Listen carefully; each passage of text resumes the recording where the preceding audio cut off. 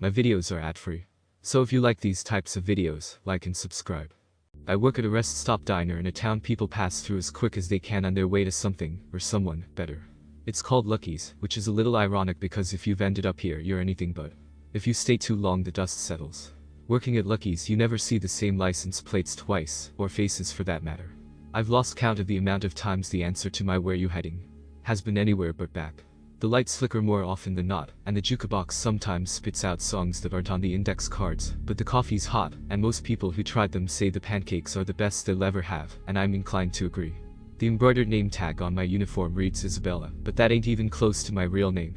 It was my mom's. Lucky's has been here a long time. I wear it because I like hearing her name said by other people. It's like she's still here, still coming up in conversation. Like she might walk through the door any second and isn't buried in the cemetery just past the strip club. Lucky's is also always open. Always. Working long shifts serving drifters and truckers and runaways, those who have become impermanent out on the highways, you get to know how to read people pretty quick. When you move around that much, always on the road, you leave parts of yourself behind sometimes, lost between the miles. Sometimes, people are just driving because there's nothing else left to do. Working at Lucky's I've seen all sorts of lost things. I once saw a man hit a deer with his truck and pull over to bury it in the red dirt, ticking as the sun went down, tears a steady flow down his face, as he fought the ground to cover up what he had done. I once had a man I recognized from the news leave me a blood-stained $20 as a tip, sad-eyed in a denim jacket that barely hid the gun taped to his ribs. I once saw a one-armed girl no more than 16 stand up on the roof of her car and sing, until a coyote came and sat in front of the hood, howling along. I once saw two women fist fight in the parking lot in the night outside, until one was spitting blood and teeth, and then they kissed in the blue lights of the police car that happened to pass them by, faces lit up red and shining. I've seen the highway on fire, lines of flames between tires as the asphalt set itself alight in the heat. I've seen roadside baptisms, preacher pulled up with a van and a kiddie pool. I've seen things walking out in the desert just beyond reach of the neon sign for the motel that don't look quite like people, shifting out in the blue night. I met a woman who showed me a photograph of the place she was buried. I often meet people who you talk with a while until their faces start to flicker, can't quite hold up the pretense that long. I've met people who have to be invited inside before they can cross the threshold.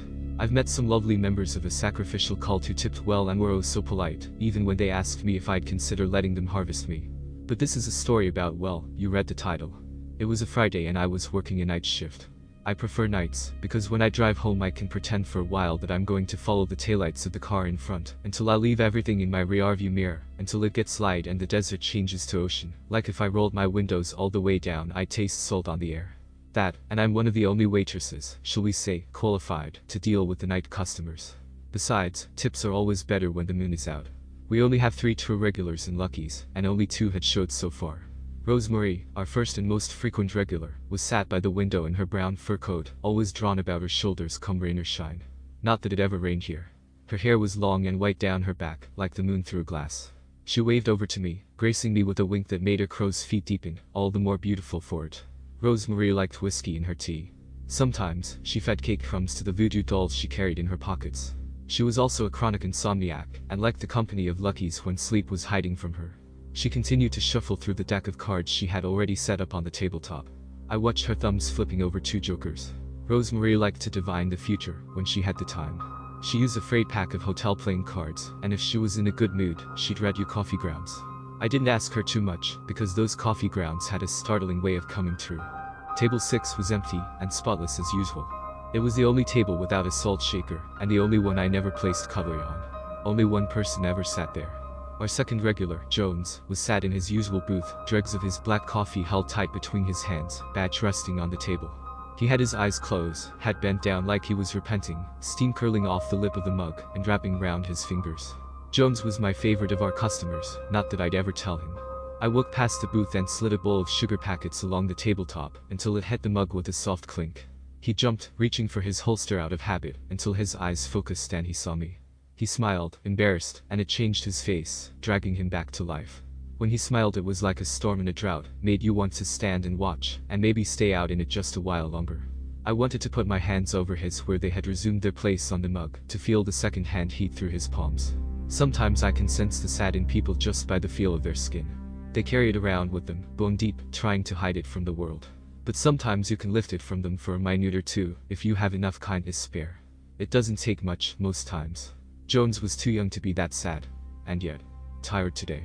I gestured with the coffee pot to his half-empty cup. Everyone knew about the little girl he pulled from the dumpsters outside the swimming pool last week. She was the 5th one missing in 3 months. I could tell from the shadows like purple thumbprints beneath his eyes he'd been dreaming about her. She'd been found without her shoes on. He carried her to the ambulance in her socks, pink with little daisies on him, small in his arms like she was asleep. Lou the fry cook had cried when I'd told him that the other day. I really liked Lou. He was almost too big to fit through the service door, and had a tattoo of his dog just below the one of the angel of death on his shoulder. Lou sheds a tear for most things. The dead raccoons we're always finding by the back door with their hands missing. Whenever there's a new missing poster plastered over the cracked glass of the phone booth in the parking lot. Every time he hears I Will Forever Hate Roses when it decides to pop up on the jukebox. Big guy, bigger heart. Always tired, Jones said as I poured. Another girl had gone missing yesterday. As I poured, I made sure to brush his thumb where it rested on the cup handle with the inside of my wrist, lifting out that sadness as far as I could. He smiled up at me, shy, and I smiled back before I could stop myself. I walked on to the next booth, 2 truckers with faces that had seen too much sun. One was showing the other the photos of his new baby in his wallet. He had tobacco-stained teeth, a scab on his cheek and wind-chapped lips, and his smile was the most beautiful damn thing as he talked about his kid, lit up like Christmas morning. He showed me too as I refilled his coffee, and I stayed and talked to them a while. The other trucker, with gold-backed teeth, told me how he'd used to drive pigs, but couldn't handle the guilt when he handed them over to the slaughterhouse. Said he'd look right into their pink faces through the slats and their eyes looked right back, bright and pleading like they knew what he'd done. Said he still dreamt about them. Now he drove freezers of seafood, specialty deliveries for fancy hotels. He'd never seen the ocean. Lou slammed the bell from the depths of the kitchen, and I got back to work, taking orders from a woman with a Labrador who ordered hot dogs for them both, and 3 teenage boys in their blood-stained varsity jackets in the corner, who had $10 between them, and asked for as many waffles as they could get. They often came in on full moons, leaving their bikes chained up in the parking lot. They were always hunting something, with their baseball bats, backpacks filled with bullets and their daddy's guns, but they were nice kids, so I always gave them extra scoops of ice cream. Besides, I knew they needed the energy, because when they were hunting they had to run fast. Real fast. There used to be 4 of them. I cleared the table from the 2 women at the next booth on my way back. They looked to be twins, both dressed in long silk skirts and hiking boots, red hair piled up messy on top of their heads. Neither acknowledged me, not out of rudeness, but because they were too preoccupied, packing up their bags, overspilling with maps and notebooks. I spied a roll of duct tape and a bottle of vodka in there too, along with some stakes and crucifixes. They were deep in conversation, waving their hands, and I caught a little of it as I stacked their empty glasses, lipstick round the rims. I know where I buried him, Sylvia, you don't know jack shit. We dug for hours, and my mom always taught me eavesdropping was rude, so I left them to it and headed into the kitchen. But I got the sense that wherever they had left, whoever he was, he certainly wasn't there no more. I felt like telling them, but like my mom said, it's not polite to listen to other people's conversations. You never know what you'll wish you hadn't heard. Lou was dancing to the radio, swinging his hips to Sugar Hill as Dolly sang down the wires. He waved at me with the spatula he was using as a microphone. Carlos handed me a plate of pancakes. Carlos had worked here so long he'd known my mom, and was the only one who knew my real name. He sometimes came with me on the weekends to change the flowers on her grave. He always brought her desert flowers, growing from the same earth she was. Carlos was also the only one who knew the recipe for the Lucky's pancakes, and the only one that could cook them right. On days when he wasn't working, we had no pancakes. Simple as. That was just the way it went. I'd learnt that the hard way, but that's another story. Along with the pancakes, came a warning. He's back. He gestured through the doors. Table 6. Our final regular had showed. It had been a while since he'd been around. I hadn't even seen him come in, but that wasn't unusual. He moved in mysterious ways. I raised an eyebrow. Shit. Carlos raised one back. Oh shit. He tossed me the salt with a grimace, and I felt the pockets of my apron. Lou banged around in one of the staff lockers for a moment, until he emerged triumphant, waving a Bible that had definitely seen better days. He placed it on the counter next to the syrup jugs and flipped to a random page. We leant over his huge shoulders to read what it said. Keep far from a false charge, and do not kill the innocent and righteous, for I will not acquit the wicked. Lou shrugged and patted me on the shoulder. I don't get paid enough for this shit. I took the pancakes to table 6, which had been emptied the last time I'd looked. It was now very much occupied. The man sat at table 6 was smiling as I walked over. If you could call it a smile. It was more like rictus, lips straining deep red at the corners of his face. His eyes kept darting from side to side, too fast to count, like his pupils couldn't make up their mind where they should be. His hands shook as I got closer, hovering like flies on a carcass. I tried to lean as far away from him as I could as I placed the plate on the tabletop, but as I pulled my hands away, he darted his neck out fast, whipping his head up and tilting his face towards me. He sniffed in, hard, eyelids fluttering. He giggled, sure like it was stuck on the roof of his mouth. I recoiled, trying to hide the urge I had to run back to the kitchen. There's something about hearing a grown man giggle that makes the skin crawl. Can I get you anything? I asked, faking bright. I'd take your name. He gripped one of the pancakes in his fist, turning it to mush. I tapped the name tag on my uniform. He shook his head, grinning, shoulders almost vibrating with this strange flute roll, as his smile slipped for a second, front teeth jutting suddenly, tongue sharply poking out. Filth was caked under his nails, red like the dirt on the sides of the road. Then he was smiling again, swaying slowly from side to side, feral, in his hunting jacket. His hair hung in greasy strings around his ears, like blonde rat tails, and they swung with him, back and forth. Isabella, Isabella, Isabella. It don't suit. He suddenly slammed his hand up to his face, shoveling the crushed pancake into the gaping hole of his white mouth. I jerked back, the movement was so sudden. I shoved my hands into my apron, reaching for the salt, and his eyes narrowed. There's no need for that, came a voice from behind me. It rolled across my shoulders, deep, to the bone. Mr. Prince. I turned to face our third regular, relief mixing with fear in a swirling pit in my chest. Kinda like that feeling you get at a fairground in midsummer, when you've been on a carousel too long, and part of you knows you need to get off, but the other part doesn't want to leave, because you know as soon as you stand still you're gonna be sick. Mr. Prince had that effect on people. Mr. Prince was dressed, as always, in his black pinstripe. His Stetson was darker than the night outside, and his boots shone like they were wet. If you didn't notice the upside-down crucifixes embroidered daintily onto his custom lapels, you'd think he was just a man with money, maybe mixed up in something a little shady, like oil or pharmaceuticals. He was handsome by the way of his jaw, with his bone-white smile, but his black sunglasses were balanced on the bridge of his nose, silver-rimmed and gleaming, hiding his eyes as usual. When he spoke it was a drawl, dragged up from the depths of the south. I'm sorry for my acquaintance. He's a little. Mr. Prince glanced at the man sat at table 6 as he panted with his tongue hang out, like a dog. Overexcited. Mr. Prince sat down and the lights above the booth flickered. He tilted his hat back on his head, and the jukebox coughed and skipped, and suddenly Robert Johnson was on and singing about that damn crossroad again. Mr. Prince popped a Marlboro Red between his teeth and pushed the window open a sliver with the knuckles of his left hand. The silver pentagram ring on his wedding finger clacked against the glass.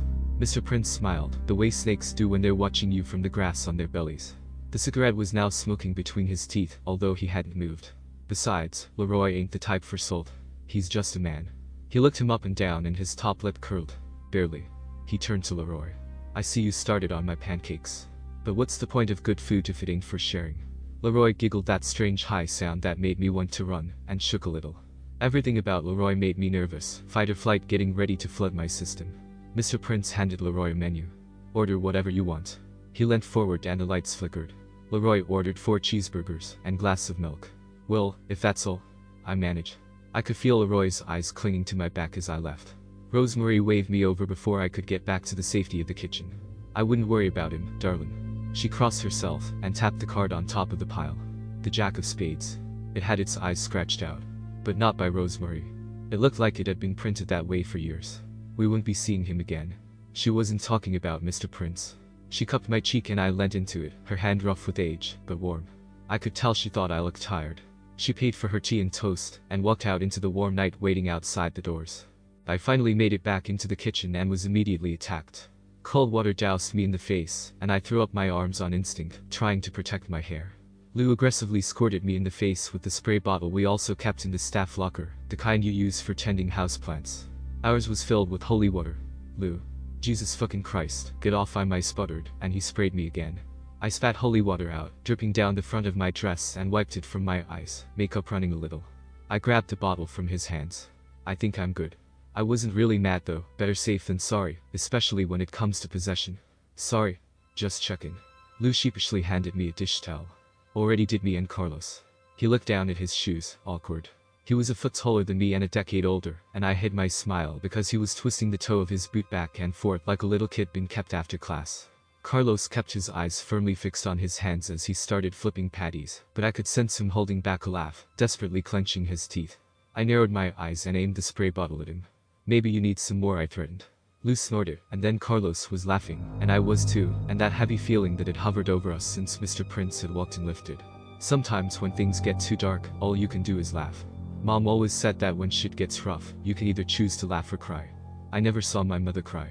It was coming up on 3 in the morning as I took the burgers back to table 6. Leroy visibly drooled and clapped his hands as I walked over. I put the plate in front of him as quick as I could, but as I pulled back, his head darted forward, and he licked the inside of my wrist. His tongue was long and wet against my pulse.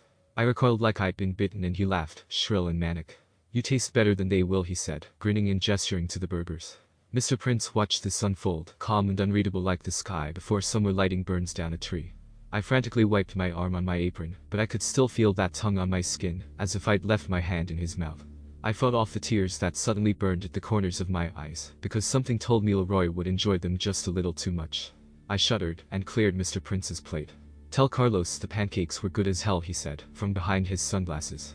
Then he chuckled, low and raspy, as if something he'd said was funny. He popped another Marlboro between his teeth, and it started to glow, as Leroy shoveled meat down his throat. I tried not to gag as I watched it clog beneath his long nails. I woke by Jones on my way back. He waved me over, eyes creased with worry. He ran a hand over his face, as if he was trying to wipe all the bad things away. "Is he bothering you?" He gestured over to Leroy, who was rocking back and forth drinking his milk. Jones suddenly looked so tired, uniform creased as his face, looking 50 instead of his 22. "Nothing I can't handle." I shook my head and thought about Rosemary. We wouldn't be seeing him again. It felt like hours waiting for Leroy to finish. I took the order of a man with a butterfly tattooed on his neck, and some truckers pouring Jim Beam into their coffee. They asked me for an extra cup, which they placed at the empty seat on their table. "For absent friends," they said. I cleaned down the countertop, restocked the sugar packets, and took out the trash, ignoring the man in the rabbit mask that often waits out by the dumpsters. As long as you don't look at him, he doesn't bother you. I refilled coffee cups, and took the orders of the large group of biker girls that came in, leather-clad and road-weary. At 3:03 a.m., Mr. Prince stood. Leroy had licked his plate clean and was sitting still, staring up at him with his teeth bared in a smile, hands gripping the tabletop so hard his knuckles were going white as milk. Mr. Prince handed me a roll of bills wrapped in black plastic that I knew better than to count. He tipped his hat. "See, Leroy. We all gotta pay eventually," he said. He leaned in and spoke softly. "For I will not acquit the wicked," he smiled. He held out his hand to Leroy, palm flat, waiting. Leroy's hands shook as he reached into his hunting jacket and pulled out a pair of shoes. A child's shoes, small enough that both could fit in one hand. Little pink sneakers, dirty, with brown stains on the toes that I knew could only be one thing. Mr. Prince considered them a moment, under the lights, and shook his head. He seemed like he was sorry, before he handed them to me. "For your man over there. Tell him to dig deeper where they looked last." He nodded to Jones, who was watching us, his badge gripped in his hand. But Jones knew better than to come over. Mr. Prince turned to Leroy and grinned around his cigarette. "We've got a ways to go, the road we're taking. They say it's paved with good intentions." He chuckled, and I felt sick to my stomach. He took Leroy's hand like a child, and they walked out into the night, warm and waiting. The doors swung shut behind them, even though nobody had touched them. The jukebox sputtered, and Chris Ray was on, singing about that road again. I placed the shoes on the table by Jones' empty coffee cup, and passed on the message. He sat still for a long time after, just watching them on the tabletop, trying not to cry or scream or punch a hole in the plaster. All I could do was refill his coffee, because when someone is trying to hold themselves together like that, there's nothing left to say. My shift ended, and I drove myself home, following the taillights in front of me. I knew when I woke up it would be dark, and it would be time for my next shift, but for now, I just drove, dreaming about the ocean and watching the sun come up, like it always does, despite everything. Thanks for watching, subscribe for more videos like these, and feel free to suggest specific topics or stories.